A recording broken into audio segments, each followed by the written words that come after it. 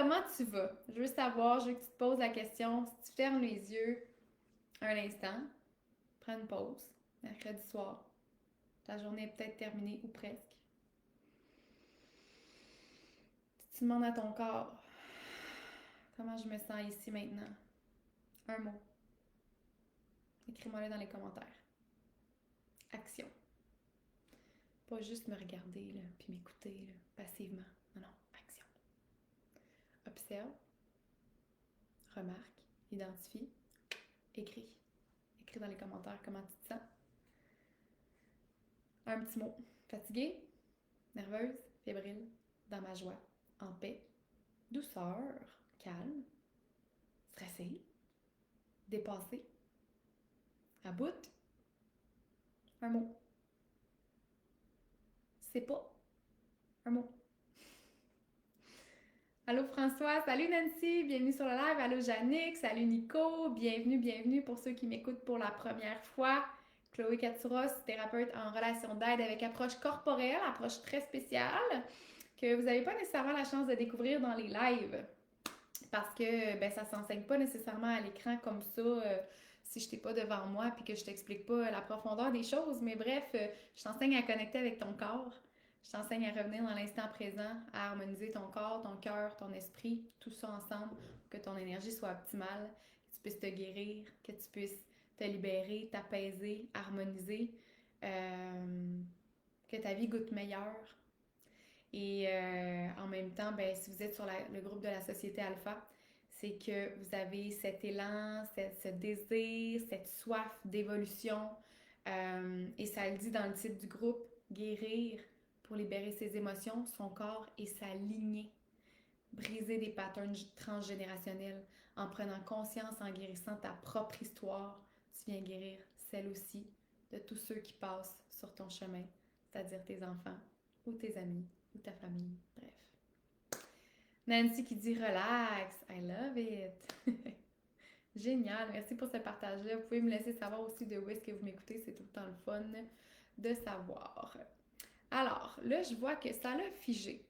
Est-ce que je suis toujours en direct? Je veux juste voir à l'écran. Voulez-vous me faire des petits oui? Parce que là, ma face est figée, puis j'ai l'air de faire une grimace. Peux-tu avoir un oui dans les commentaires pour être sûr que je parle pas dans le vide en ce moment puis que mon Wi-Fi bug? On a eu des petits problèmes hier.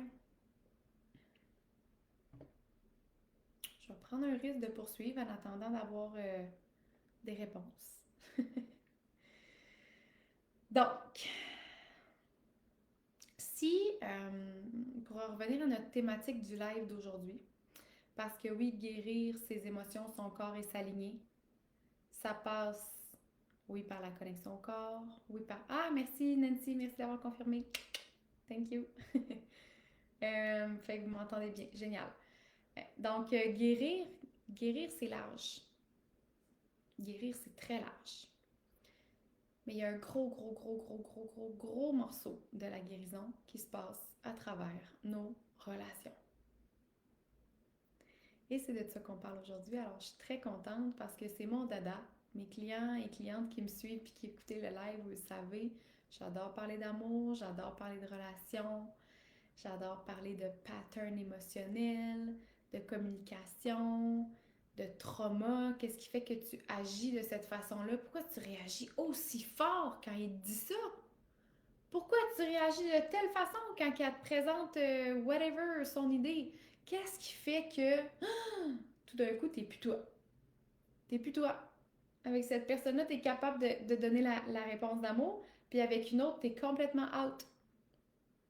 On a des patterns relationnels, émotionnels, et c'est de ça qu'on va parler aujourd'hui. En fait, c'est le sujet qui a été le plus voté. Parce que vous savez, je fais toujours un sondage le lundi. Vous avez jusqu'au mercredi pour voter. Je prends la thématique qui a été le plus votée. Donc, on a choisi la thématique de, en fait, pourquoi est-ce que tu te sens tout le temps vidé en relation. Alors, si tu as déjà eu l'impression, en fait, je sais pas, de sortir d'un appel, d'un souper avec des amis ou juste un petit échange, un simple échange avec quelqu'un, puis de te sentir épuisé quand tu reviens à la maison ou quand tu raccroches, de te sentir écrasé, de te sentir vidé, Euh, Ce live-là, il est pour toi. Parce que des relations, c'est pas supposé être drainant. Des relations, c'est pas supposé être épuisant. Des relations, c'est supposé être un plus à notre vie. Mais par contre, rares sont les personnes qui savent naviguer des relations sainement pour qu'elles soient épanouissantes. Pour que toi, tu puisses t'épanouir là-dedans, dans le fond. Fait qu'on va parler de relations, peut-être toxiques ou pas, mais en tout cas des relations qui te pompent, ok? Euh, et que tu aimerais vivre avec plus de douceur, peut-être. Donc, comme je te dis, des fois c'est une amie, des fois c'est un parent, des fois c'est un collègue. Des fois c'est une relation qu'on entretient juste parce qu'elle a toujours été là, depuis le début ou depuis longtemps. Puis ça, c'est encore plus challengeant, généralement. Parce qu'il y a de l'attachement, beaucoup, beaucoup d'attachement. Ça demande un grand lâcher-prise. Et fait que c'est ça, fait que dans chacun de ces échanges-là, ben, tu as l'impression d'avoir donné un morceau de toi que tu retrouves pas. Ou que ça te prend un long moment à te recharger ta batterie à toutes les fois, puis t'es comme. Finalement, t'arrives chez vous, puis t'es comme. Elle ajoute quoi cette personne-là dans ma vie déjà? Parce que oui, c'est une question que je me pose moi personnellement maintenant. J'ai des amis que je vois pour aller chercher du foufou, puis du divertissement, puis du comme léger. J'ai des amis que je vois parce que je suis capable d'avoir des connexions tellement profondes, des conversations sincères, puis sisterhood deep. J'ai des amis que je vois pour des activités sportives. J'ai des amis que je vois une fois de temps en temps, mais c'est toujours, toujours, toujours des bons moments, des doux moments. C'est pas la quantité de fois qu'on se voit, mais c'est toujours la qualité qui en ressort. Puis il y a des amis que je vois, puis ben en fait que je vois plus, que j'ai décidé de laisser derrière moi. Euh, Parce que justement, la question, en fait, la réponse à la question que je me posais, c'est-à-dire qu'est-ce qu'elle ajoute cette personne-là dans ma vie, je trouvais pas de réponse. Je trouvais pas de réponse. Et ça, c'est une réponse. Donc, tu sais, des relations où tu dois toujours écouter, rassurer, porter avec la personne. Ou des relations qui s'activent juste quand l'autre a besoin de toi. Ou une relation où est-ce que tu te sens que tu peux pas être pleinement toi parce que tu es tout le temps jugé, tu es tout le temps regardé de travers, l'autre elle a tout le temps quelque chose à dire, tu te sens pas libre d'être toi. Même après l'avoir nommé, parce que c'est une chose, tu peux ne pas te sentir libre d'être toi, mais si tu l'as pas nommé, si tu n'as pas nommé tes besoins, si tu n'as pas nommé tes désirs d'être vrai avec cette personne-là, puis que, tu sais, il faut que tu aies une communication, là. C'est pas parce que tu remarques qu'il y a quelque chose qui convient pas, scram, tu vas te ramasser toute seule, là, OK? Fait que, toujours, il y a des démarches, là, en relation quand même pour peaufiner, bonifier, raffiner la relation pour que, ben, mettre toutes les chances de notre bord qu'elle puisse fonctionner, cette relation-là, quand même. Euh, mais bien des fois, ça arrive aussi que tu as tout fait, puis que finalement, en revenant chez vous, la réponse, c'est toujours la même chose. Non. Sinon, il y a des relations que tu ressors confus, c'est lourd, c'est pas clair, tu te sens pas nourri, tu te sens juste vidé. Fait que, je veux savoir, dans ce que je t'ai nommé, dans les types de relations que tu pourrais entretenir qui ne seraient pas nécessairement sains pour toi, qui, en levant la main dans les commentaires, en levant le petit emoji qui lève la main ou en me disant moi, qui vit ça encore quelques fois aujourd'hui avec certaines personnes de ton entourage? Ça t'arrive-tu? Que ce soit avec ta blonde, que ce soit avec un collègue de travail, que ce soit avec une amie de longue date ou une amie récente.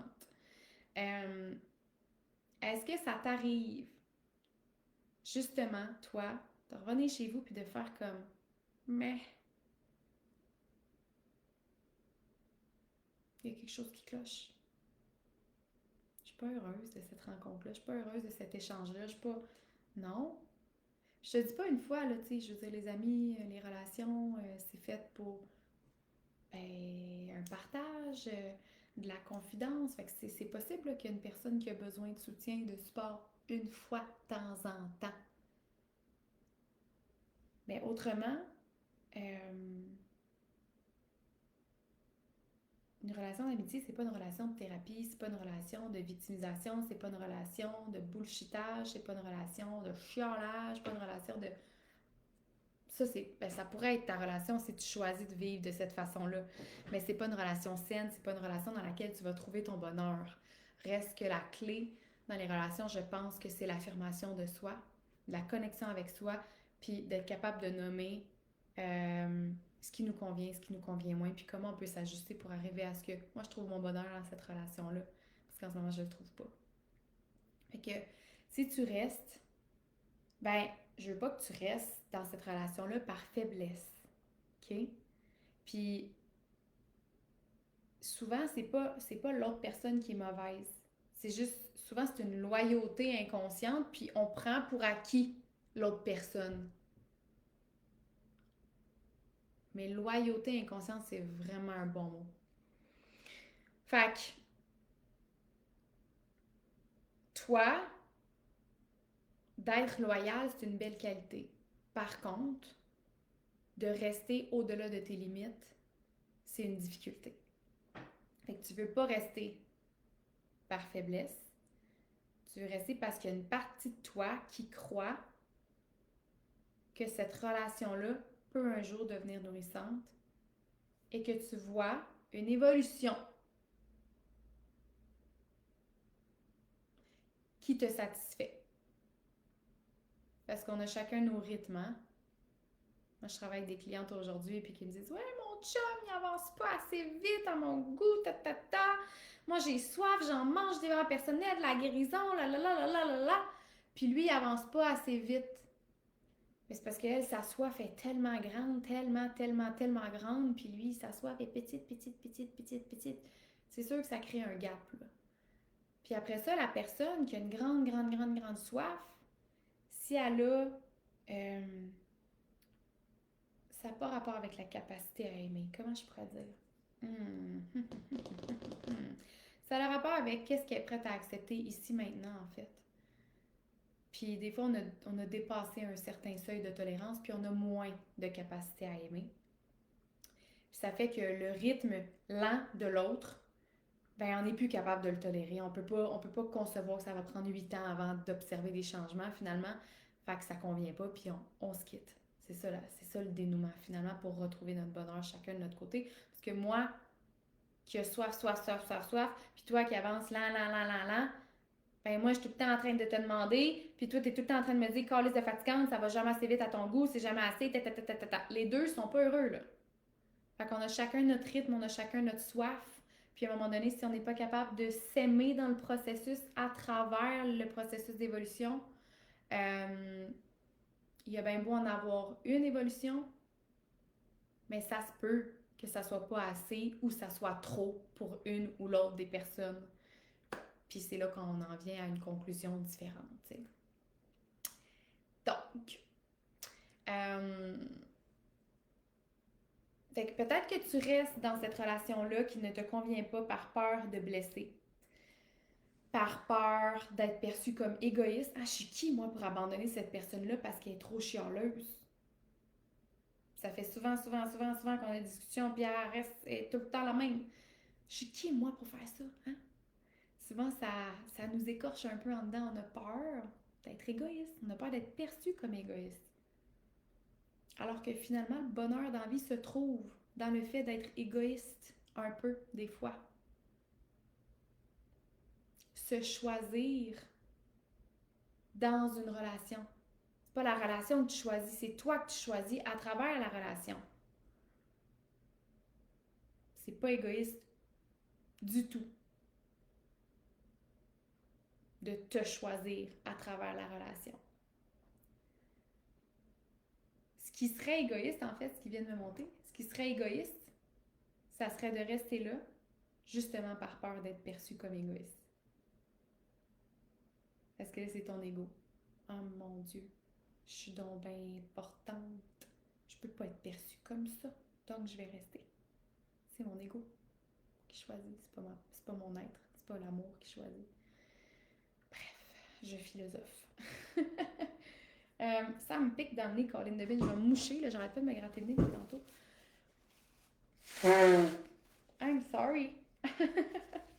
Ma petite trompette. Donc, ou de rester par culpabilité. La personne, Colin, je peux pas l'abandonner maintenant. Elle a donc ben déjà été abandonnée. Je peux pas. Ça, je me reconnais, là. Je me reconnais dans mon histoire. Je sais. J'ai des amis. Puis ça a été un discours que j'ai entretenu pendant des mois avant de prendre ma décision. Mais voyons, je peux pas faire ça. Je me sens coupable. Je me sens coupable. Je peux pas être la 4e ou la 5e personne qui l'abandonne. Elle va devenir quoi? Mais c'est pas notre responsabilité. Nous, on a fait ce qu'on avait à faire. On a nommé nos besoins, nos limites, nos désirs. Tout ça, on a eu les discussions importantes. Et à un moment donné, quand ça n'aboutit pas, puis qu'à l'intérieur de toi, ça fait comme... Mais tu viens de passer de l'autre côté, puis c'est comme, il n'y a plus de retour en arrière. Puis là, je te parle beaucoup d'amitié. Ça peut être en relation de couple, comme je te dis. La dette affective. Sentir que, oh my God, lui, il me donne tellement. J'en dois. Je dois rester, je dois satisfaire aux besoins, je dois satisfaire aux besoins de la famille, aux exigences, La dette affective, c'est pas bon. Faut sortir de là. Fait que ouais, il y a tellement de raisons qui nous poussent à rester en relation qui ne sont pas nécessairement des bonnes raisons. Puis ce que ça crée dans ton énergie, ces relations-là, même s'ils ne sont pas violentes, ces relations-là, ils te coûtent cher. Ils te coûtent cher en temps, ils te coûtent cher en énergie, ils te coûtent cher en clarté d'esprit, ils te coûtent cher en dose d'amour que tu ne reçois pas en retour, ou une relation qui n'est pas équitable, ou tu as des fuites d'énergie, ça crée une fatigue, ça dilue ta clarté, ça nourrit pas en tout ton monde intérieur, ça nourrit ton doute. Puis ça t'empêche de te sentir pleinement en feu. C'est ça que ça fait. Ça te coûte cher de rester dans des relations qui ne te conviennent pas. Puis si tu ne sais pas comment faire évoluer ta relation, ben va chercher de l'aide. Va chercher de l'accompagnement, va chercher de la guidance. Parce que là, ce que je suis en train de te dire, c'est pas de crisser ton chum là. Puis c'est pas de demander le divorce à ta femme, OK? Il y a des moyens de moyenner avant de penser à cette solution-là. Puis souvent, on pense qu'on a bien essayé et tout essayé. Et je trouve des failles. Moi, avec mes clients, il y en a qui m'arrivent, qui s'inscrivent à Heal parce qu'ils me disent, tu sais quoi, je pense que je suis rendue à la séparation, je m'en viens chercher un coup de pouce avec Heal. J'ai besoin de gagner de la force, de la solidité, de la clarté parce que je sais que je veux me séparer. Puis finalement, on gratte le bobo, puis la relation se réunit. Et il y en a d'autres que c'est le contraire. Moi, je m'en viens pour améliorer ma relation de couple, ça va pas bien, Puis finalement, au bout de plusieurs mois, on se rend compte, c'est la séparation qui arrive. Pour vous deux, pour le bien de vous deux, pour le bien des enfants, c'est ça. C'est ça, le dénouement. Fait que, mais il y a une évolution qui est possible tout le temps. Puis, ne serait-ce que d'évoluer suffisamment pour que si ça a à se finir, ça se finit de façon harmonieuse. Combien de couples divorcés ou séparés sont en guerre, sont même pas capables de se parler parce que le niveau d'évolution n'est pas assez élevé, on n'est pas capable de s'aimer dans nos maladresses. On doit développer la capacité à aimer, à guérir, à communiquer, à être vrai. Vraiment, vraiment important. Fait que dans Heal, justement, on coupe pas les ponts impulsivement. Non, on le fait de façon sentie, réfléchie, posée. Je te pose les bonnes questions pour que tu puisses trouver tes réponses. On met pas de masque de fuck les autres, là, puis juste moi. Non. Ça, c'est la rébellion de toi qui a fait passer tellement les autres tout le temps avant toi qu'à un moment donné, tu arrives au bout, tu t'en vas en polarité complètement, puis tu fais fuck les autres. Non, c'est pas ça non plus la réponse. C'est pas de te soumettre puis de subir ta vie, Puis c'est pas d'arriver de l'autre côté puis de faire comme fuck you! Non, c'est ici, dans le milieu. Voici ce qui se passe, ça me convient pas. Ce que j'aimerais, c'est ça. Est-ce possible? Si oui, comment? C'est l'affirmation de soi. Fait qu'ensemble, dans Heal, on vient comprendre pourquoi cette relation-là a de vide. Puis c'est quoi la partie de toi qui la nourrit encore, cette relation-là, malgré qu'elle te vide? Qu'est-ce qui te reste dans, qu'est-ce qui te laisse dans cette relation un peu de dépendance, finalement?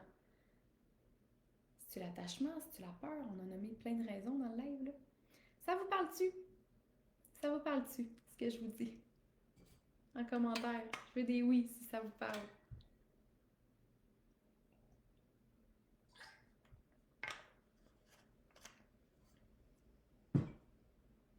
Yes!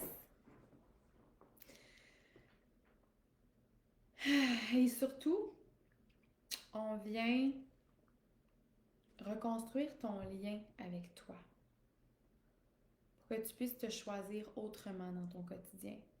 C'est-à-dire reconnexion avec ton système nerveux, d'apprendre à le réguler, de gérer tes émotions parce que la vie, c'est turbulent. Il y aura toujours des up and down. C'est pas vrai que la vie est toute rose. Il y aura toujours des dualités. Il faut savoir comment les naviguer. Puis il faut que notre corps soit suffisamment fort, suffisamment ancré, suffisamment présent pour être capable de naviguer ces dualités-là sans péter aux frettes, sans être complètement dépassé, sans s'en aller dans un brouillard sans fin, sans s'en aller en dépression. On doit développer plus de solidité intérieure pour être capable de faire face de plus en plus harmonieusement face à ça, en fait. Avec reconnexion à ton système nerveux, régulation émotionnelle dans ta relation avec l'autre, dans ta relation avec toi. Après ça, on va voir aussi tout ce qui est le discernement entre la présence, c'est quoi être présent, c'est quoi être dans la compassion, puis c'est quoi le sacrifice.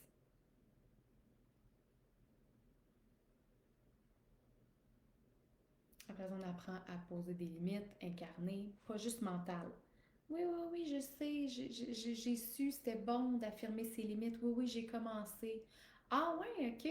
Puis finalement, ta femme est tout le temps encore en train de chialer après toi. Comment ça se produit encore si tu as mis une limite? Ah, mais je travaille là-dessus. Ah, laisse-moi en douter. Laisse-moi douter que tu as la bonne recette. Quand je dis des limites incarnées, là, c'est que un bon exemple que j'ai pour vous, c'est une de mes clientes, une couple de mois, a nommé quelque chose à son chum une fois, deux fois, trois fois, quatre fois, cinq fois. Puis là, je regardais avec elle, puis j'étais comme, ah ouais, tu l'as communiqué comme ça pour vrai? Crime, c'est bon. C'est bon. Pourtant, il a toujours pas compris le message. OK, on va creuser. Puis finalement, j'ai dit, ouais, mais toi, là, quand tu y exprimes ça dans des beaux mots, très bien dit, c'est très bien communiqué. Mais toi, quand tu y exprimes ça, est-ce que tu te crois? Est-ce que tu te prends au sérieux? Et là, on a ouvert un portail, là. Non, parce que ma mère, elle m'a jamais autorisé à ça, puis tapata. Fait que son discours intérieur entrait en confrontation avec ce qu'elle était en train de dire parce qu'elle y croyait pas. C'était tout bien formulé, les mots étaient bien choisis, c'était bien communiqué, mais dans l'énergie, son message atterrissait pas. Pourquoi?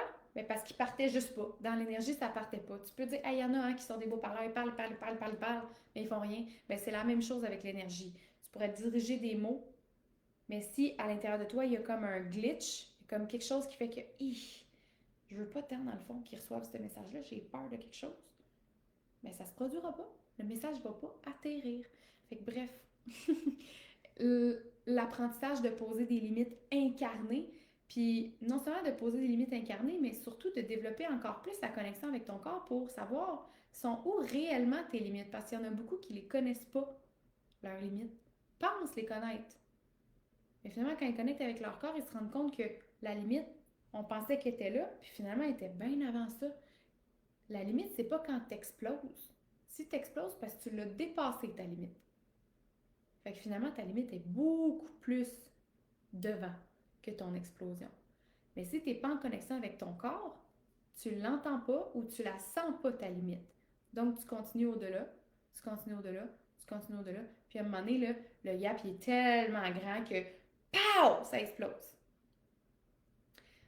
Fait que toute cette conscience du corps, toute cette présence envers soi t'amène à vivre des relations plus harmonieuses et à t'offrir cette liberté au quotidien d'être toi. Fait que tu peux aimer les gens sans t'éteindre pour eux. Tu peux être loyal sans t'abandonner. Tu peux rester douce puis être claire, ferme. Puis ça, c'est un chemin. Ça s'apprend, c'est un apprentissage. Puis si tu veux qu'on le fasse ensemble, viens en parler dans un appel avec nous. Écris-moi Heal en commentaire. Je te fais un call to action. Je te fais un appel à l'action à la fin de chacun de mes lives. Parce que je sais qu'il y en a qui écoutent les lives, ils écoutent les lives, ils écoutent les lives, puis ils se disent un jour, ben à un moment donné, je veux que tu sentes le déclic. Puis si tu sens que c'est maintenant, c'est maintenant. Fait que viens nous écrire soit Heal en commentaire ou bien Heal en message privé. Puis, juste envie de te dire que pourquoi je te fais cet appel à l'action-là de faire Heal, parce que je sais que ça peut te servir. Si ce message-là aujourd'hui a résonné avec toi, clairement que Heal est fait pour toi. Et de le faire avec quelqu'un que tu reçois le message puis que ça vibre avec toi, c'est vraiment important. C'est la base d'une relation thérapeutique. Fait que si ça connecte avec toi, viens-t'en, on va faire le chemin ensemble parce que tu mérites de vivre des relations qui te nourrissent puis pas qui te vident. Right? Fait que je vous dis merci pour ce moment avec moi. Merci d'avoir passé ces 27 minutes exactement avec moi. Je t'invite aussi à identifier peut-être un ami, une amie en dessous, les inviter sur le groupe si tu penses qu'il y a du contenu pertinent pour eux. Faites grandir la société Alpha avec moi. Ça me fait toujours plaisir de partager des lives, puis c'est toujours le fun d'être de plus en plus nombreux. On est un mouvement, on est des bâtisseurs de la société, des bâtisseurs conscients, et on est là pour guérir. On est en fait là pour être la dernière génération à transmettre ses traumas puis les patterns à la prochaine génération. Puis c'est tout à notre honneur de faire ce travail-là. Fait que merci de le faire avec moi. Merci de partager le message. Merci d'inviter vos amis. Puis merci de passer à l'action pour toi, pour justement contribuer à cette mission-là. À bientôt!